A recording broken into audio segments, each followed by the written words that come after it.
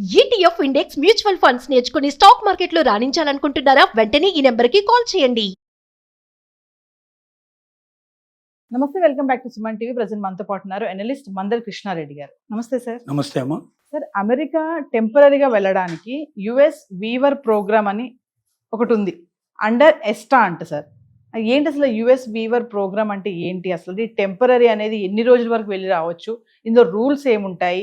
Coming to under ఎస్టా అంటే అసలు ఎస్టా visa అంటారా? ఎస్టా అని అసలు ఏంటి? ఈ వేవర్ ప్రోగ్రామ్ అనేటువంటిది ప్రతి దేశం కూడా తమకన్నా సంపన్నమైన దేశాలు, తమతో ఈక్వల్గా ఉండే దేశాలు, ఆర్థిక పరంగా గొప్పగా ఉండే దేశాలు తమ దేశంలోకి వీసా లేకుండానే రావడానికి అవకాశాలు కల్పిస్తాయి. 72 hours ముందర ఆన్లైన్లో అప్లై చేసుకుంటే వచ్చేస్తుంది.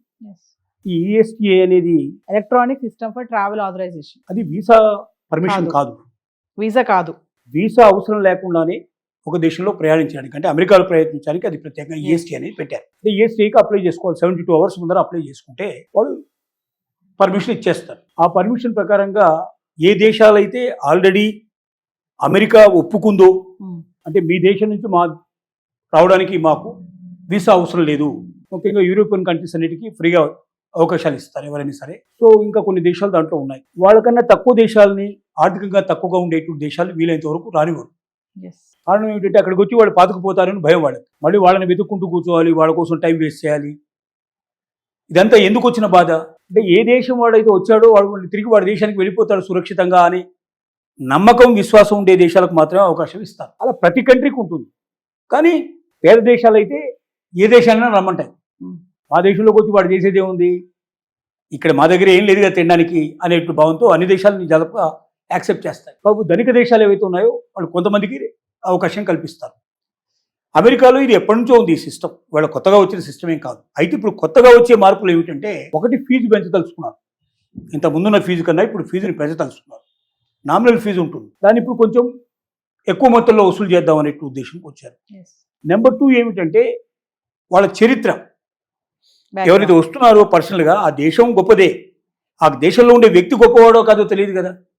దేశం గొప్పదైనంత మాత్రంలో అమెరికాలో దొంగలు ఉండకూడదు, మర్డర్స్ లేరని ఉంది. అన్ని రకాల వాళ్ళు ఉన్నారు కదా అక్కడ కూడా, క్రిమినల్స్ ఉన్నారు కదా అక్కడ కూడా. వీళ్ళు అలో చేస్తున్నటువంటి దేశంలో కూడా క్రిమినల్స్ ఉండొచ్చు.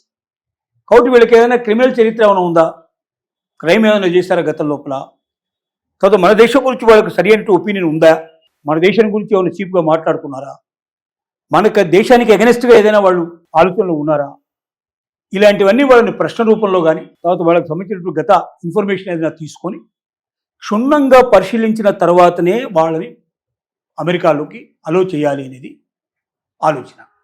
అలాగే ముఖ్యంగా గతంలో వాళ్ళు అమెరికాకు వచ్చారా, వచ్చినప్పుడు వాళ్ళ బిహేవియర్ కరెక్ట్గానే ఉందా, ఇక్కడ ఏదైనా వాళ్ళు తప్పు పని చేయడానికి కానీ లేదా ఏదైనా తప్పు పని చేసినట్టుగా కానీ ఇన్ఫర్మేషన్ ఉందా, ఇవన్నీ పరిశీలన చేయమంటున్నారు.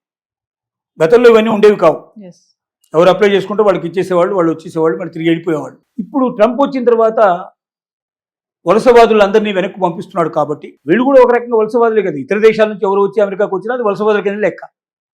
కాబట్టి ఈ వేవర్ కింద వచ్చేటువంటి వాళ్ళు ఎవరు ఉన్నారో వాళ్ళందరూ కూడా వలసవాదులే. కాబట్టి వలసవాదుల్ని వీళ్ళంతవరకు ఏరి పారేసేసి అమెరికాకు రాకుండా చేద్దామని ప్రయత్నిస్తున్న తరుణంలో ఈ రూపంలో వచ్చి ఇక్కడ పాతుకుపోయే అవకాశాలు ఉంటాయేమో, ఇక్కడ స్థిరపడిపోయే అవకాశాలు ఉంటాయేమో, పూర్తి క్షుణ్ణంగా పరిశీలించిన తర్వాతనే వాళ్ళని అలౌ చేయండి. టెంపరీగా వచ్చే వాళ్ళు కూడా టెంపరీ వాళ్ళే సెటిల్ అయిపోవడానికి ఉంటారు. మాక్సిమం వీళ్ళకి 90 days కన్నా మించి ఒక్క రోజు కూడా ఉండకూడదు. వీళ్ళు ఎక్కడ ఉంటారు అనేది కూడా చాలా ఇన్ఫర్మేషన్ పూర్తి క్లారిటీ ఉండాలి. వస్తే ఇక్కడ ఎక్కడ ఉంటారు, ఏ హోటల్స్ లో ఉంటారు, లేకపోతే ఎవరింట్లో ఉంటారా, ఏదైనా అవన్నీ కూడా ఇన్ఫర్మేషన్ ఉండాలి. దీంట్లో ముఖ్యంగా పోయే వాళ్ళు ఎవరంటే టూరిజం మీద వెళ్ళేటువంటి వాళ్ళు ఎక్కువగా ఉంటారు, బిజినెస్ వ్యాపార సంబంధంగా వెళ్ళేటువంటి వాళ్ళు ఉంటారు, కాన్ఫరెన్స్లు కూడా ఏదైనా బిజినెస్ కాన్ఫరెన్స్లు అట్లాంటి జరిగేటువంటి వాటిలో పాల్గొనే వాళ్ళు ఉంటారు. తర్వాత కొద్ది రోజులు మాత్రమే అక్కడ టెంపరీగా ఉండడానికి వచ్చేటువంటి వాళ్ళు ఉంటారు. తర్వాత కొంతమంది మెడికల్ కోసం వచ్చేవాళ్ళు ఉంటారు, అక్కడ పరీక్ష చేయించుకోవడానికి రావడానికి ప్రయత్నం చేసేవాళ్ళు ఉంటారు. ఇలా కొన్ని రకరకాల వాళ్ళు తాత్కాలికంగా 90 days లోపల వచ్చిపోయేవాళ్ళే తప్ప 90 days తర్వాత ఉండేవాళ్ళు ఈ సిస్టమ్ కింద రావడానికి అవకాశం లేదు. కాబట్టి ప్రతి ఒక్కరిని క్షుణ్ణంగా పరిశీలించిన తర్వాతనే వాళ్ళను అలో చేయండి. గతంలో లాగా ఎవరు అప్లై చేసుకుంటే వాళ్ళకి ఇచ్చేటువంటి ప్రయత్నం చేయకండి అని అమెరికా కొత్త నిబంధనలు తీసుకొచ్చింది. గతంలో లాగా ఇట్లా అప్లై చేసుకుంటూ ఇట్లా వచ్చేస్తుందని కాకుండా ఇప్పుడు ప్రిపేర్గా ఉండాలి. ఏం ప్రశ్నలు అడగబోతున్నారు, క్వశ్చన్స్ అన్ని ఆన్లైన్లో కూడా క్వశ్చన్స్ వేస్తారు వాళ్ళు. ఆ క్వశ్చన్స్ అన్నిటికీ ఆన్సర్ కరెక్ట్ ఇవ్వాలి. వాడికి ఎక్కడ డౌట్ వస్తే ఆపేసే ప్రయత్నం చేస్తారు. పర్మిషన్ దొరకవు కాబట్టి ఒళ్ళు దగ్గర పెట్టుకొని చాలా జాగ్రత్తగా ఇలాంటి వాళ్ళు అప్లై చేసుకోవాలి. ఎస్. సో ఏ కంట్రీస్ అయితే ఇప్పటిదాకా అమెరికా అలౌ చేస్తుందో ఆ కంట్రీస్ వాళ్ళకే ఇది వర్తిస్తుంది.